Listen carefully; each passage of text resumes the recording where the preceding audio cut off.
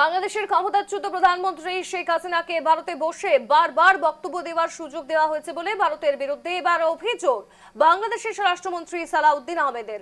শনিবার জুলাই গণ অভ্যুত্থানের 2 বছর পূর্তি উপলক্ষে ঢাকা বিশ্ববিদ্যালয়ের নবাব আলী চৌধুরী সিনেট ভবনে আয়োজিত এক আলোচনা সভায় প্রধান অতিথির বক্তব্যে তিনি বলেন, হাসিনা কার্ড খেলবেন আবার বাংলাদেশের বন্ধুত্ব চাইবেন, দুটো একসঙ্গে চলতে পারে না।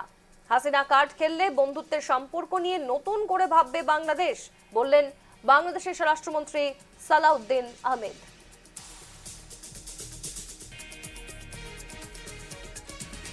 আর বাংলাদেশের সাথে বন্ধুত্বপূর্ণ সম্পর্ক চাইবেন, দুটো বিপরীতমুখী।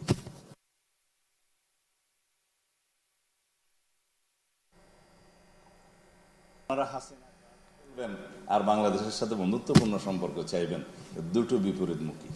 আপনারা হাসিনা কার্ড খেলবেন আর বাংলাদেশের সাথে বন্ধুত্বপূর্ণ সম্পর্ক চাইবেন, দুটো বিপরীতমুখী। আপনারা হাসিনা কার্ড